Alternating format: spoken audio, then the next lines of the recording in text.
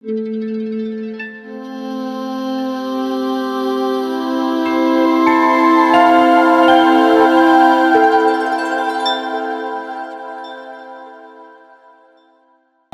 God. So for the past few weeks, brothers and sisters, we have been studying the Word of our Lord Jesus Christ in the Gospel of Matthew chapter 24. This is the last chapter of Matthew chapter 24. The whole chapter, verse by verse, line upon line, we study about this. Amen? Amen. And in the Gospel of Matthew chapter 24, we've been learning together under the message, when the trumpet sounds. In part 1, we heard the warning of Jesus. He told us about the sign, deceptions, wars, famines, persecutions, and a world growing cold. We know that even many people, many Christians profess that they are a Christian believer. But the Bible says, on the last day, the love of many shall grow cold. Think about that. We know that the Lord give us 7 days a week. So at least in one day, not even the one day, we have to spend time in worshiping, learning about the Word of God. And yet, we cannot even give this time to the Lord. And we are saying we are busy. And we are hiding in our panic room. Think about it. And we are professing that we love the Lord. If you love the Lord, what does it mean? Love is an action word. Isn't it? It's an action word, isn't it? Kung mahal mo isang tao, pinagukulan mo ng panahon. Amen. Amen? And God knows that if you don't have God in your life has no meaning. Amen. Your life has no purpose. Amen. Amen? So remember, in part 1, we heard the warning of Jesus. What are the warnings? About the persecutions, about wars, about famines, and and yet He said, He made it clear that these are not the end yet, but the beginning of sorrows. Think about it's just the beginning of sorrows, like birth pains. They remind us that something greater is coming. And through those signs, Jesus was telling us, do not be deceived. Do not be troubled. Because many false prophets, false teachers. Amen? Amen. That's why He said to us, do not be deceived. Do not be troubled. Jesus told us to stay faithful. Then in part 2, Jesus took us deeper from general signs to specific events, from general signs to specific events, from what is happening in the world to what will happen just before His return. So we saw the intensity of tribulation, the shaking of the heavens, amen, and the glorious appearing of the Son of Man. And we reminded that history is not random, God is in control, and everything is moving toward that one great moment when the trumpet of God will sound. And today, we continue with part 3. Are you ready? Amen. So as we study in Matthew chapter 24, we're going to finish today, Lord willing, until verse 36 to 51. So, now we focus not just on the signs, not just on the events, but on how we must live while we wait. While we wait. Because the truth is this: we may not know the day, we may not know the hour, but we know for sure, without a doubt, just like what the Bible says, that Jesus is coming back soon. Amen. Jesus is coming. Amen? Amen. He is coming, isn't it? Amen. Because He promised that. And today, this is not just a message about the future. This is a message about our present life. A call to be watchful, a call to be faithful, and a call to be ready. We know that before when we hear sirens, we are alarmed. We are alarmed because something is going on, something is happening. Now we don't hear sirens, isn't it? For the past 2 days. But that doesn't mean nothing is happening. Yeah, amen. That's why we don't stay like something. Don't be so much confident. We have still to be watchful. We have to be more prayerful. When there is silence, that doesn't mean nothing is happening. Yeah, amen. Are you with me? Amen. So now, let us now open the Word of God and continue our study in Matthew chapter 24, part 3 of our message.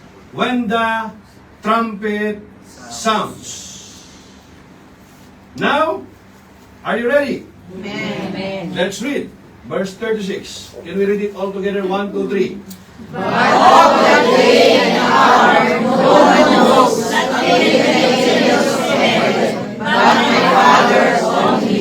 See? One more.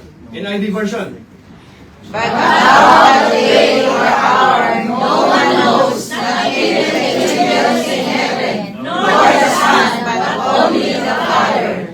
Amen.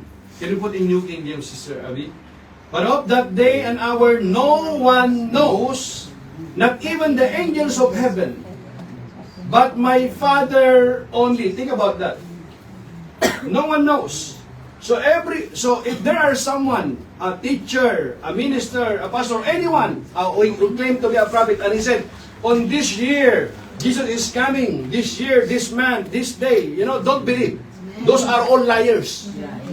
Think about it. But of that day and hour, no one knows. We know for sure Jesus is coming. But the day and hour, no one knows, not even the angels of heaven, but my Father only. When the trumpet sounds, let us pray. Father God, I thank you that your word, they are life and spirit. As I'm going to share your word today to your people, use your servant, an instrument only. Give me honest conviction, clear speech, so that I may preach your word with power and boldness without compromise, to bring glory and honor to your name alone. In Jesus' name, amen. Ito na ang clap of praise. One more time, I want you to shout, I'm still alive. Now, here, Jesus now shift the focus from signs to timing. After speaking about His return, He makes this very clear. No one knows the exact day and hour. Not man, not angels, only the Father. Everyone says only the Father. Only the Father. So this is important, my brothers and sisters. Amen. Why? Amen. Because throughout history, many people have tried to predict the exact date of Christ's return. But Jesus Himself says, it is not for us to know. This teaches us something very powerful. God has intentionally hidden the exact time. Let me repeat that. God is intentionally hidden the exact time. Why? Do you know why? Because if we know the exact date, the exact hour, the exact time, many people would delay repentance. They will delay repentance. You know what is the trumpet sounds? Repent and be baptized. That is a trumpet sounds. Repent and be baptized. Magsisi ka na. Magbalik loob ka na sa Panginoon. Huwag mo nang ituloy ang kasalanang ginagawa mo. Dahil pagkadating ng Panginoon, listen to me, there is no second chance after that. Amen. When the trumpet sounds, there is no way.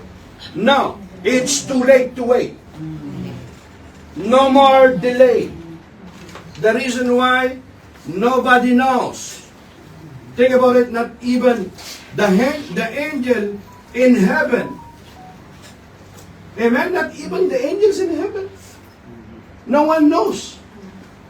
Not prophet, not teacher, not minister, not pastors, not priests. Think about it, not even an angels in heaven. He doesn't know the date, that time. But the Lord assure us that what? He's coming again. Amen. Kasabay ng alin? Pagtunog ng pakakak. You know that? The word pakakak? Trumpeta. Are you with me? Kaya kapag ka mayroong mga nagsasabi, punta tayo, let's us go to the mountain because Jesus is there. Let us, you know, that is, it's not surprising. In fact, many people did that really. You can watch that in YouTube. Many people even know this man is the appointed Son of God. This is the Son of God. This is the Messiah. This is, many people already. They are saying that they are Jesus. And many people believe. You gonna believe if you do not know the Scripture. If you do not know the Word of God. Amen. Amen. Are you listening? Amen. So here, in verse 36, it's very important that this teaches us something very powerful. God has intentionally hidden the exact time. Because if we know the exact date, many people would delay repentance. They would say, I will follow Jesus later. I still have time. I will prepare when the day is near. But because the time is unknown, we are called to live ready every single day. Every single day. Because you don't know the exact time, the exact date when He will come. Amen? You will not delay repentance.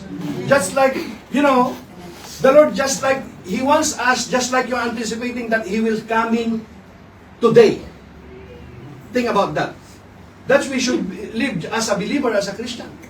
That you are just anticipating that today, Jesus is coming today. Something like that. That's why we have to deny ourselves.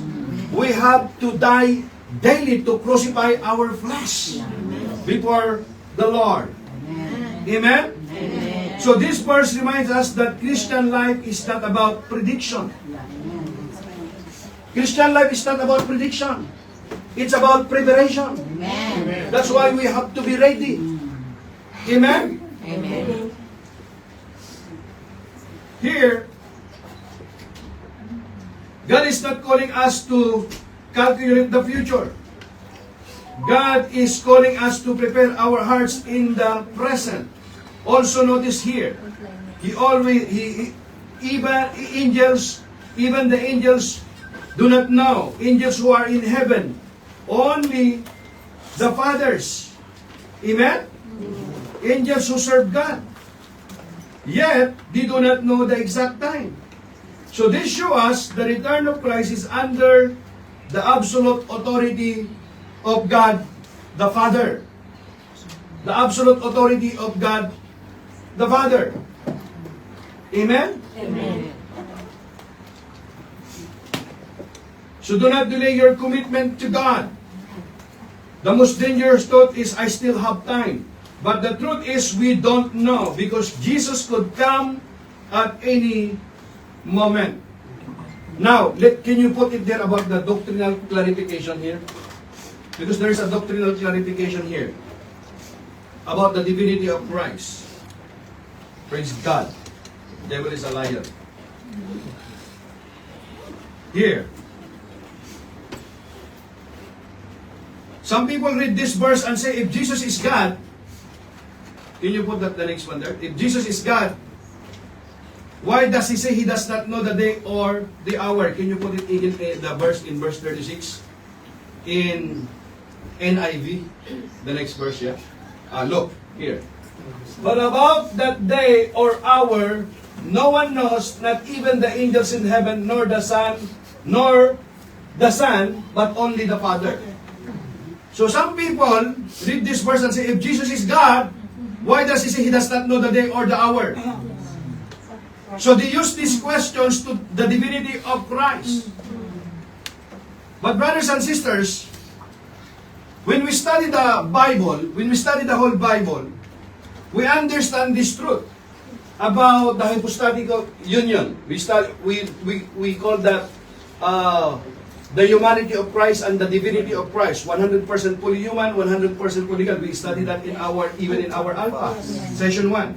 Jesus is fully God and fully man. When Jesus came to earth, remember that he did not stop being God, but he humbled himself and took on human nature.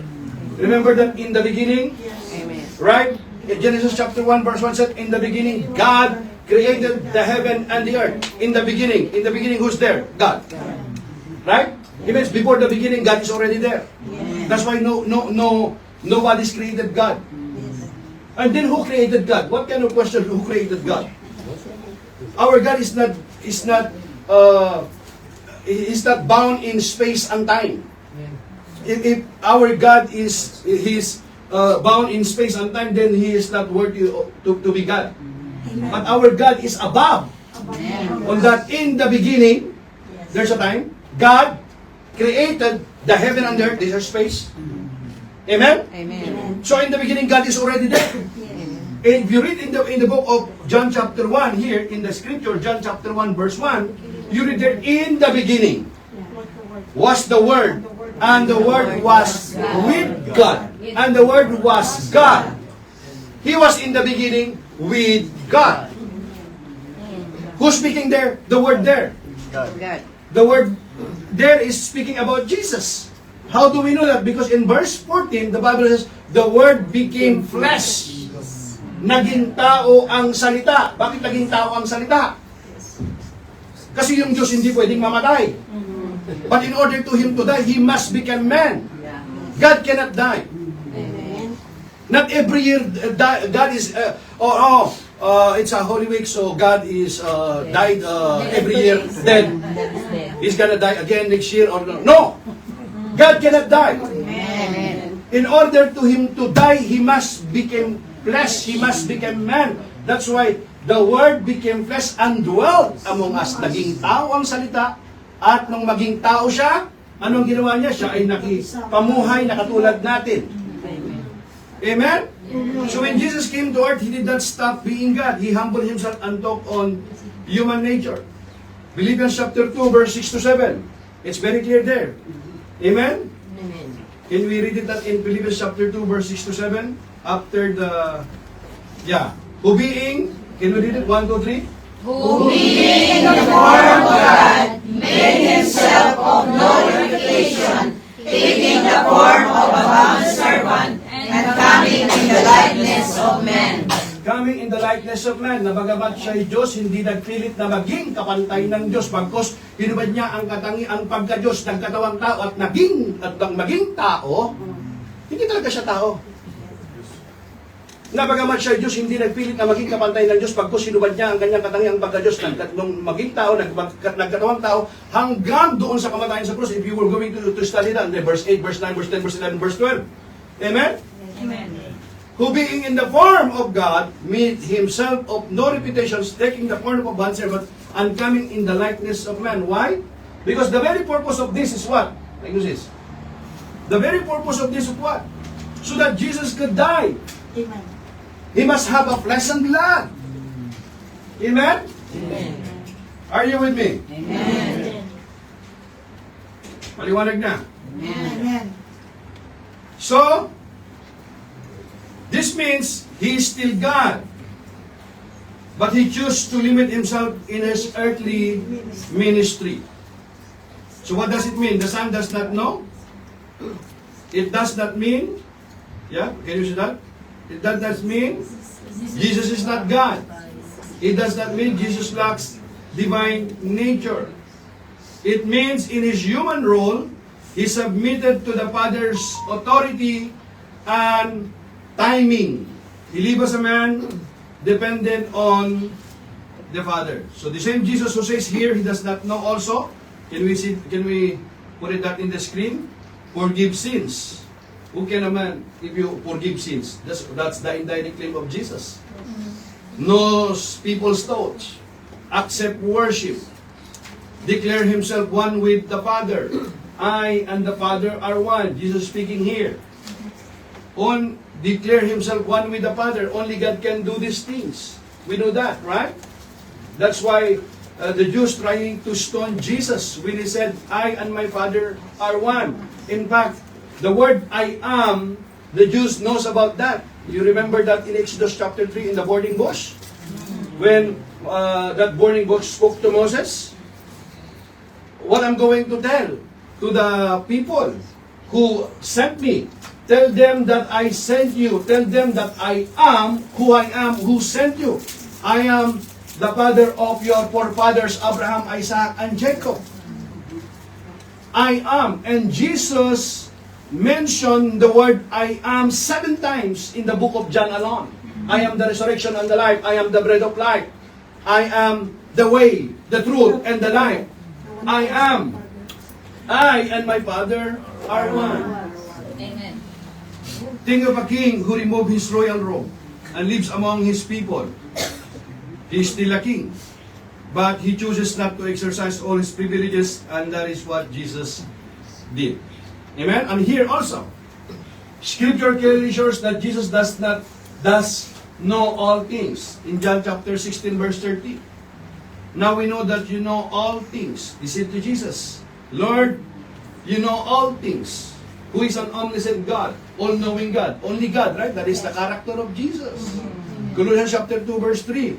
In Christ are hidden all treasures of wisdom and knowledge. Amen? So, we cannot conclude that Jesus is lacking divine knowledge in His nature. Amen. Amen?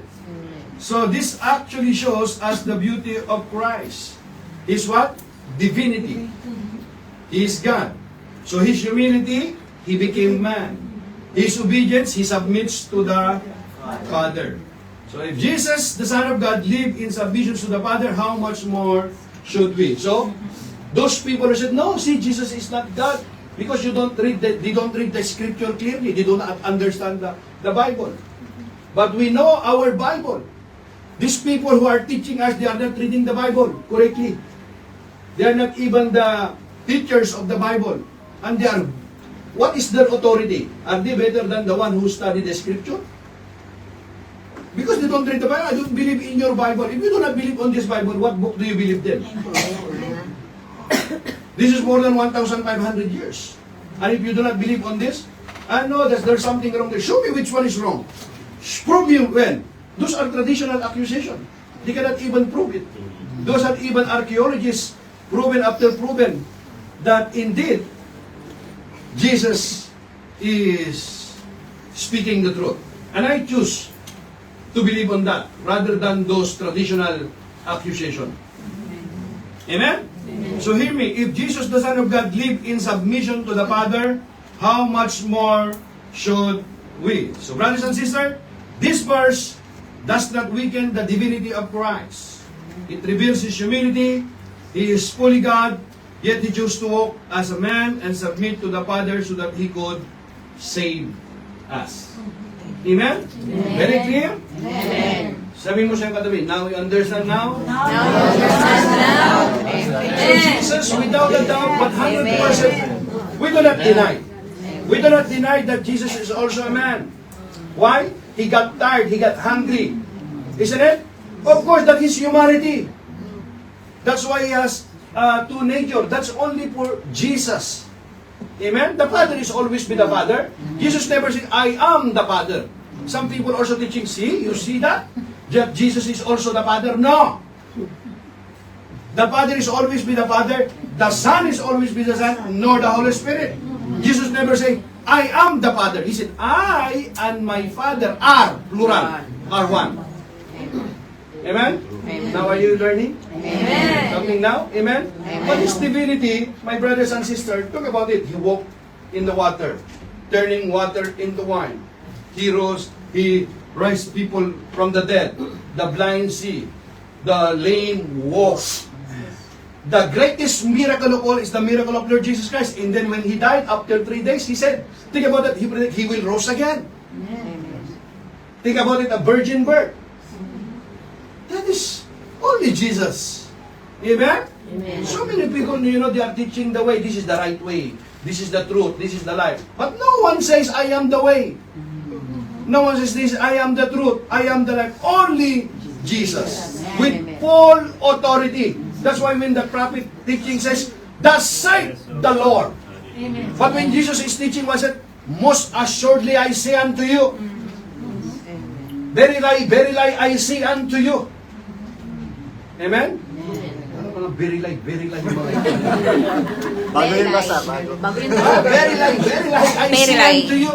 Most assuredly, I say unto you. Sabi niya, katotohanan, sinasabi ko sa inyo. Who is speaking? Jesus. Full authority. That's right. Sinong tao sa balat ng lupa na punong-puno ng kapangyarihan, karunungan, with full authority ang kanyang katurunan. Even the teaching of Jesus No one. 2,000 years ago, 1,000 years ago, hanggang ngayong punong-puno ng kapangyarihan ng kanyang salita. Amen. Think about the Sermon of the Mount. Walang kupas na aral ng Panginoon. Sinong tao makagawa niyan?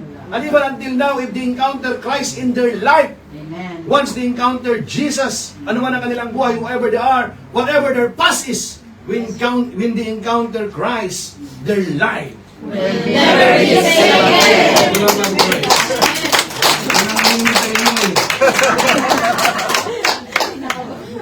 Amen? I told you the devil is a liar. Amen? Amen? Verse 37. Maybe he's thinking, if he will delay me with my outline, he cannot. Amen? Verse 37. Matthew chapter 24, verse 37. Can we read it all together? 1, 2, 3. But as the days of Noah were, so also will the coming of the Son of Man be. For as in the days before the flood, they were eating and drinking, marrying and giving in marriage, until the day that Noah entered the ark, and did not know until the flood came and took them all away. So also will the coming of the Son of Man. This is self-explanatory. Self-explanatory. But as the days of Noah were, so also will the coming of the Son of Man be. For us in the days before the flood, they were what? They are thinking. Nagkakainan sila, nagiinuman sila. They are eating and drinking. And they are still what? They are still marrying. I'm going to get married. In fact, last week I was supposed to officiate a wedding. Fortunately, we know that the hotel canceled all those events. So they were sad, the brides and the groom. But I said, my wife said, don't be sad. It will be open again soon. Just pray. So for us in the days before the flood, they were eating and drinking, marrying and giving in marriage until the day that Noah entered the ark. Amen? Amen. When Noah entered the ark, if you study the scripture, do you know who closed the door? God. And the Bible says, at isinara ni Yahweh ang pinto, and God shut the door. After that, Noah entered the ark.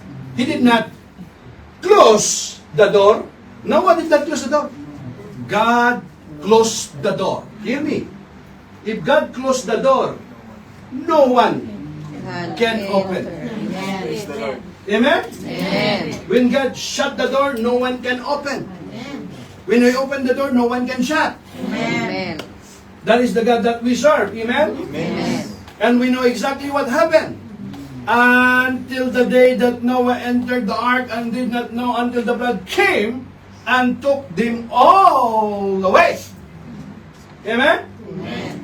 We know what happened. Only the family of Noah. There are only how many? 7 or 8? 8. Galing, only one who see? You're reading your Bible, brother. Just give me the jacket niya. Amen? Only the family of Noah. And all the people in the world on that day, they are all what? They are all gone. They are all swept away. That's right. they're all destroyed by the great flood. Amen. Amen? So, we know that many children's there because they are eating and drinking and marrying. And we know how many years Noah is, preaching. Noah is what? The preachers of righteousness. He preaching, repent, repent, repent. Enter in the ark. Repent, magsisi na kayo. Return to God. But you know what? The people are busy. And years after years, the Lord is reminding them to repent. Magsisi sila. He sounded the trumpet. And the people doesn't even care. Amen. And then the Bible says, and then God shut the door. I can even imagine that people are crying, Noah, please open the door. We are drowning here. We are drowning here. Nalulunod na yung aming mga anak. Nalulunod. Parang awa mo na. Please open the door. I could just imagine that Noah is really love. At least for the very last, he wants to open the door. But he cannot open the door because God shut the door. Amen. Are you with me? Amen. So don't wait. You know what? I still have time. Lord, I am not ready. Why are you not ready? Why are you not ready? You're busy from where? I said to our prayer meeting last night to Brother Jason, your job is different from your work. Your job is something you earn. You something you do to earn money. That is your job. They can hire you. They can remove you anytime. That is your job. They can hire you. They can fire you. Yes. Anytime, if you cannot offer something now in the company, there's nothing personal. It's part of a job. Amen? They can hire you, but they can remove you anytime. If you cannot provide now your service, they can remove you anytime. But what about your work? They cannot get that from you. What is a work? Your calling. Your calling, your purpose. Amen? If you read the scripture, before worship, the Lord tell you, work. In the Garden of Eden. Before there is a worship, there is a work. Are you with me? Amen. That's why it's different with your job. And you spend most of your time in your job, and you don't have time to work in the vineyards of the Lord. And then when they remove you from your job, then you're going to work. That's what our sermon. What is that really different? I don't get it. It's okay, I will be focused here. But what I'm saying is what? That's why you don't... Yes, we need to have job to support our family. But we have our priorities in life. Amen. That's why your job is not number one. God is number one in your life. Amen. And then follow your family. Not your job before your family. That's why because of job, many broken family. Are you with me? Amen. Say to your neighbor, ano yung inuuna mo? What is your priority? God is number one in your life. If your wife or your husband told you, don't worship the God, don't listen to your wife, to your husband. Are you with me? Who give life to your wife, to your mother, to your father? God, isn't it? That's why He deserves to be number one in your life. Amen. Before you listen to anyone, listen first to God. Amen. Because they are just temporary. There is nothing eternal. Only God can be with you in eternity. Amen. That's why you better what? Stand your ground. Amen. You better stand your ground and you better preach the good news to them so that what? They will repent and receive Christ and receive eternity. Eternal life. Give God the praise. Are you listening? Amen. Amen. Amen.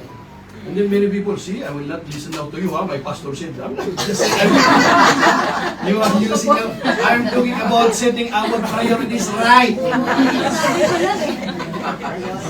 God, family, and then your ministry, your work, your job, and then rest and recreation.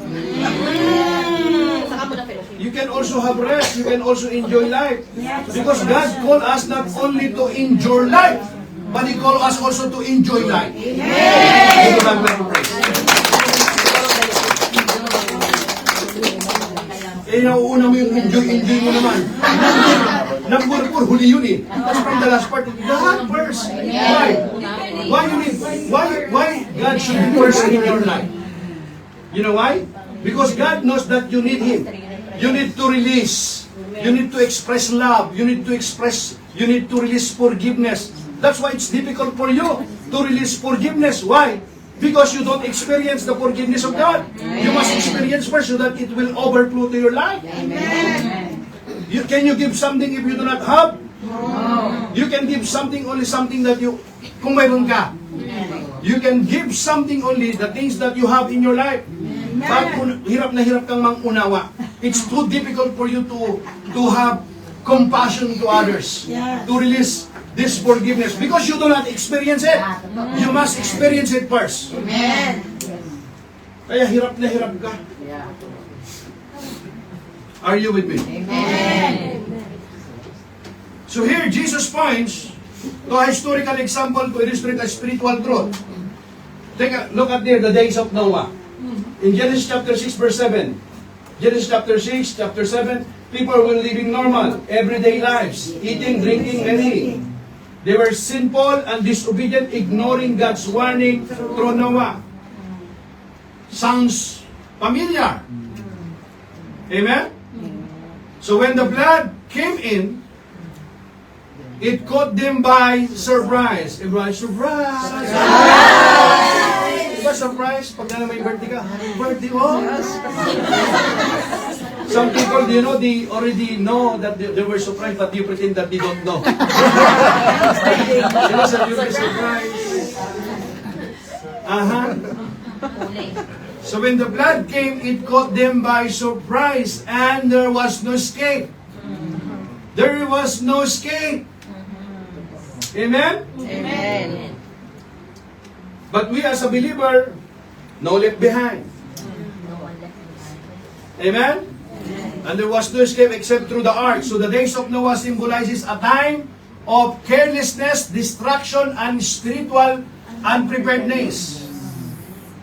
Amen? Amen. So Jesus is what? Number 1 is teaching that His return will be similar in several ways. Number 1, suddenness. Just like the flood came unexpectedly, the return of Christ will happen suddenly.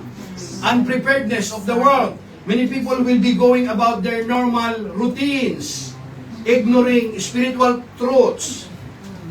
And number 3, need for readiness. Only those who are spiritually in the ark of salvation through faith in Christ will be saved. Means, you make sure that Jesus is Lord in your life. Amen? Amen. Are you with me? Amen. Verse 37 reminds us life will continue. Next, life will continue as normal around us. But God's timing is perfect. Be ready, stay faithful, and don't be caught off guard. Off guard. Amen. Verse 38. 1, 2, 3.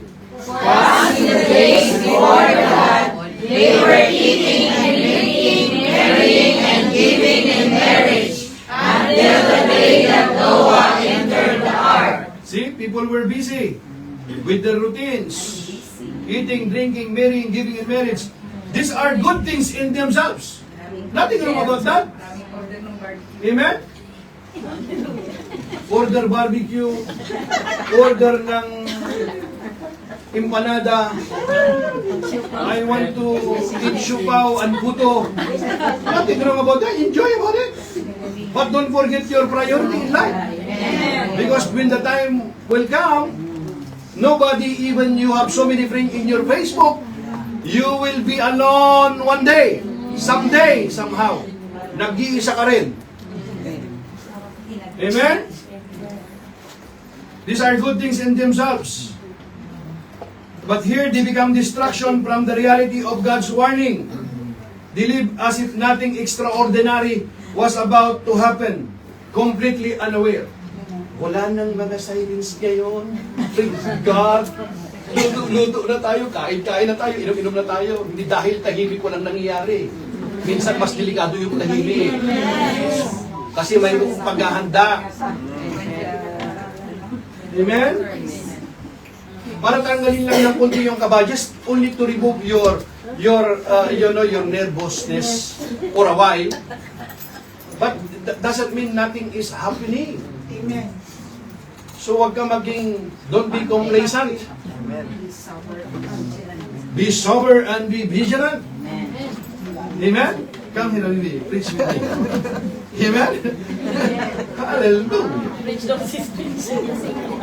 Amen?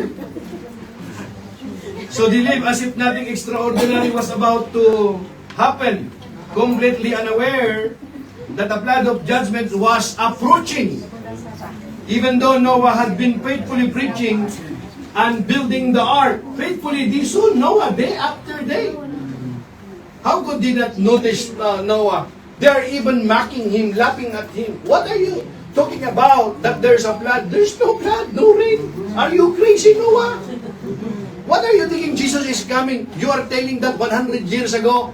Now your pastor is preaching again Jesus is coming? No, let's eat, drink, and be merry. Nothing to worry. Really?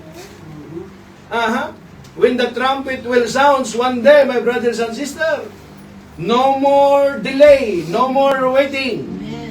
Amen. Amen? They live as if nothing extraordinary was about to happen. Completely unaware that the flood of judgment was approaching.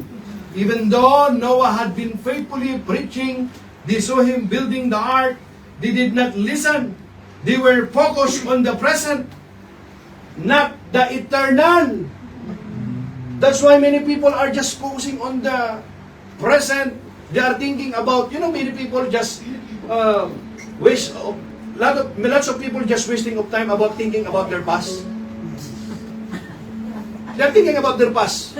Before I was beautiful, before my life is good, before. You cannot travel there, you cannot go back to your past. Amen. Before our life is good. Okay, it's okay. But don't spend lots of time there. You cannot travel to your past. Your past belongs to your past. Amen. And also many people thinking about their future. Nothing wrong about that. But have you been there? No. Two things in our life, we cannot travel here. What happened in the past, what will happen in the future? You cannot even see your future. That's why you have to make a decision, make sure that you live your life to the fullest in the presence of Christ. Sa buhay ng Panginoon. Amen? Amen.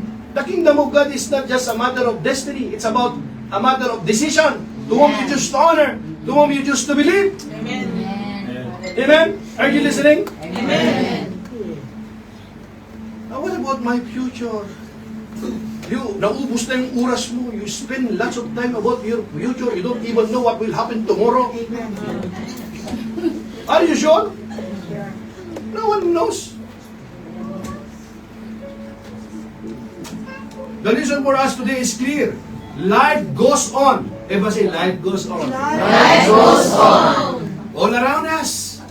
And if it's easy to get caught up in routine, our jobs, families, hobbies, and daily comforts, but we must not forget that God's timing is perfect and His return will come when we least expect it. Just as Noah acted in obedience, we must prepare our hearts and lives now, not tomorrow. We are ready when Christ returns. Actually, I'm ready. I want Jesus will come, today, not tomorrow. It's better for me. It's better for us. Lord, come, Jesus, come now. That's supposed to be our prayer. No, Pastor, I'm going to get married. You know that I'm already engaged. I still have so many, dreams.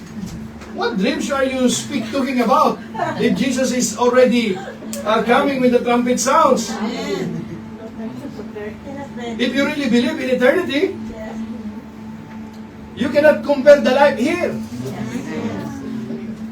Huh? No eyes seen, no ears hear the things that God prepared for His children. Amen? No more tears, no more pain, no more grudge, no more bitterness. Eh, matatampuhin ka pa dito. Eh, sinabihan ako ng sinabihan, no more! Sino hada? Napaka-sensitive mo. Sabi mo sa kanila, huwag ka sensitive. Sensitive. Hello! May mga silence na, may mga lumilipad-lipad ka na mga minsan sa mga dulos-bulyo. Pero, sinabihan ako ng this is not the time. Look at me. This is not the time that somebody can stop you to worship the Lord. That's why we are called to fix your eyes unto Jesus. There is no perfect church. You know, the people there in the church, people in the church. Look yourself to Jesus. Look your eyes. Fix your eyes to Jesus. Not to Sister Jen. Yes! Amen! Not even to your pastor. Amen! We are a fallen nature. Amen! They are not perfect. Are you perfect also? No! Nobody's. You needed grace, right? Amen! I needed grace. Amen! So kailangan magpasensyahan. Amen! Hindi lang napansin yung buhok mo. Nagpakulo napansin sa akin. Do you know that my hair is new ribbon? Ay, nagriman! Hear me. Because nobody sees you are new ribbon. Because nobody asked me, no, I'm going to testify it. Thank you for the new ribbon.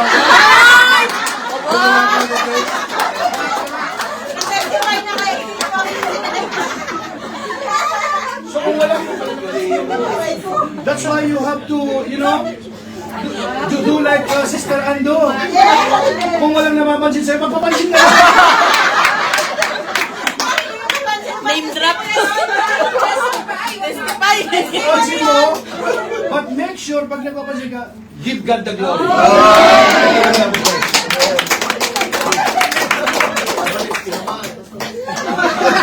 Balikan mo, sit here.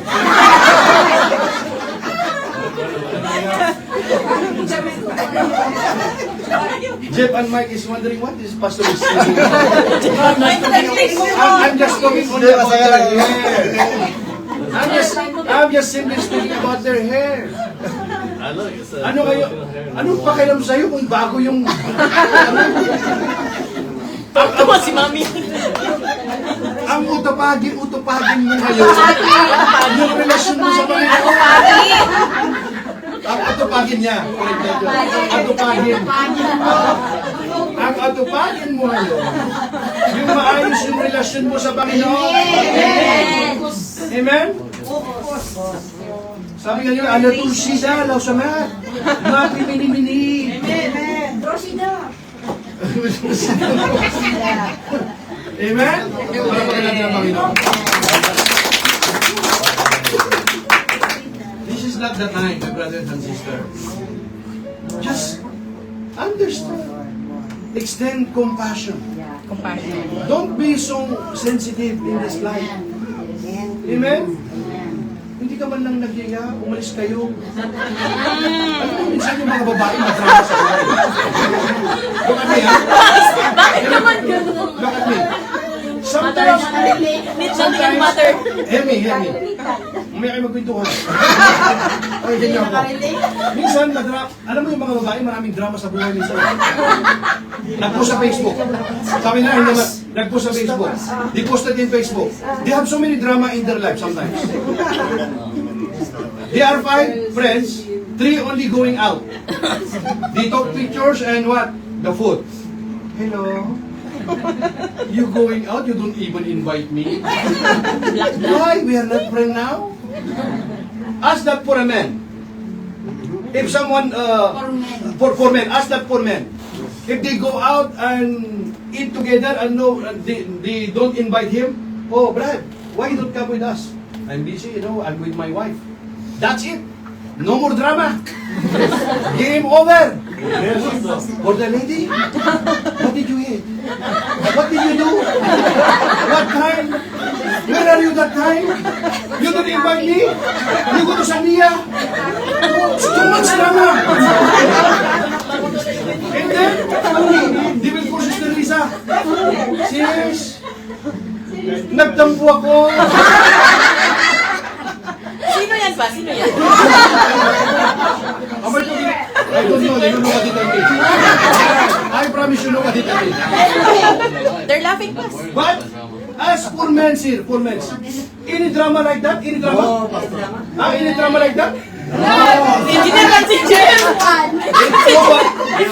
You know, if you don't call him and invite him that day, they will be more happy. Because you know what? They don't want to go outside because he's already resting, watching basketball, enjoying his life. That's okay. In this life, my brothers and sisters, don't too much drama in life. No more. Say to your neighbor, huwag ka masyado madrama. Kalabitin mo, huwag ka masyado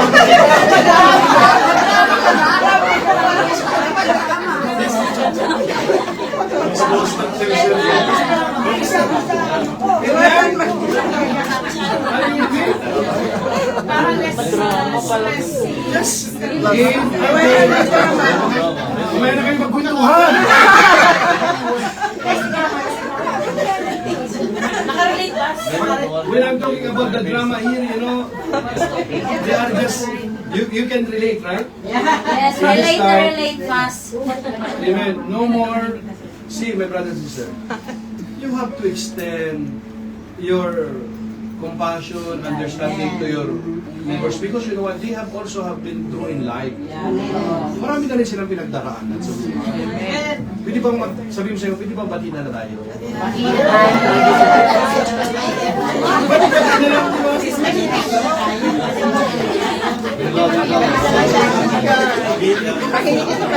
Amen? Gutom na doon. Amen? Amen. Next, 39.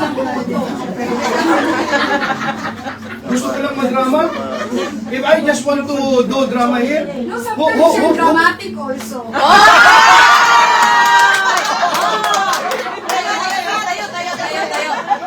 okay. Ang babae ba? You will sleep with me tonight. Okay, listen to me.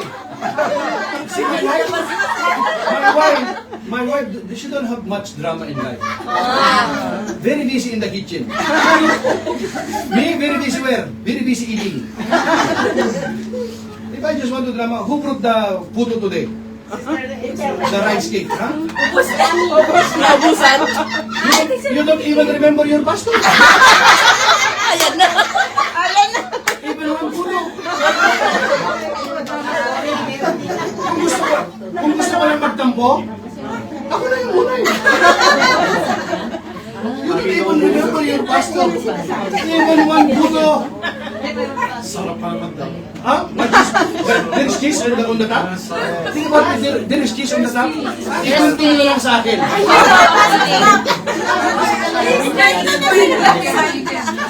See, my brother and sister, it's okay. You know, I know, you know the one who made the photo? Pastor, I will give you extra photo next time, ha? It's okay, my brother and sister. We appreciate your, you know, your being so empathy, very empathy, your empathy, your generosity. We appreciate that. Even you don't brought anything, that's okay. Your presence is more than enough. And I mean it, really. Even you don't brought anything, you're going out in this place full. Gusto na yung pagkain? Gusto na eh, di ba? You heard me now? It's okay? Verse 39. And did not know until the flood came and took them all away. So also will be the coming of the Son of Man be. Tutunog na yung trumpeta, marami ka, ano ka pa, one more time. Amen? Verse 40. Then two men. Everybody say two men. Bakit walang women dito? Magtampo ka rin sa Biblia kung gusto mo. Gusto mo magtampo? Gusto mo? May favoritism ba? Bakit two men lang dyan, walang women? Mamaya kami pas. Mamaya nandiyan din. Don't be just, just wait. Excited. Don't complain. Then two men will be in the field. Why in the field? Because most of the men are in the field. Yes. One will be taken and the other left. And then when the other left, oh, there is an alien now, coming the alien. No! The Bible is speaking there already. Yes. They are being raptured. Because the trumpet sounds. Then two men will be in the field, one will be taken, and the other left. See here in verse 40, illustrate the dividing reality of Christ's return. Just as the flood separated those who were in the ark from the ark, who were in the ark from those who were not. At the coming of the Son of Man, there will be a clear separation between the prepared and the unprepared, the saved and the unsaved, just like in the days of Noah. Right? The one who entered in the ark, they are saved. The one who was not in the ark, outside the ark, they are all what? They are all swept away. They are all destroyed. Just like as this. Amen? Two men in the field, one taken, the other left. This shows that spiritual readiness is personal. Even if those around you are indifferent or unaware, your own relationship with God determines your eternal relationship, your eternal destiny. It's not about proximity, activity, or routine. It's about your obedience and faith matter. Dati kasi workers ako sa church. Workers ka sa church dati. Ngayon, where? No, before I'm workers in the church. Praise God on that, you are workers in the church. Before I was on this school, I'm in the ministry. But now, where are you now? Why you forgot? Because I'm busy. Busy where? That's why you have to put God first in your life. Amen? You have to make a way. Kung paano ka makapagsamba, makapagpuri sa Panginoon. Mayroon kang time sa Mia-Mia sa Suki. Tapos mag-worship sa Panginoon, wala kang time. Pare, ang suk mo Ba't ayaw mo mag-suk in the spirit naman? Suk in prayer.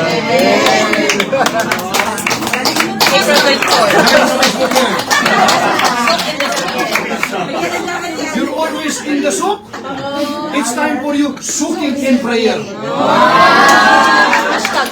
Soak in prayer. Suking in prayer. Hashtag. It's not in my outline yes. You're always in the soup. It's okay. Mag-chai halib tayo doon. Okay?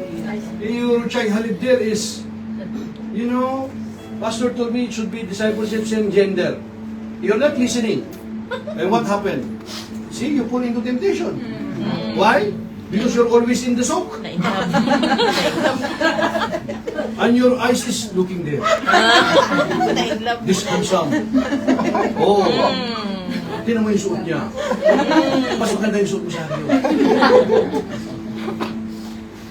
Ito yung may your own business. Mind your own business.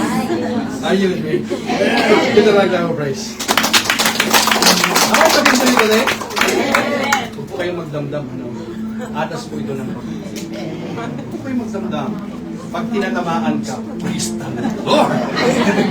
Hindi sinabing, nagkwento ka sa pastor mo, wala. Mag-aaway mamaya. Sisihin mo pa yung Are you with me? Bato-bato sa langit, tamaan, huwag magalit. Ikaw na nga yun. Tamaan, ikaw na yun. Amen, engineer? Amen, Pastor. Amen? Agree. This verse is a sober reminder life goes on as normal around us. But God's judgment is real and imminent. We must choose daily to walk in obedience, trust, and readiness for Christ. Amen?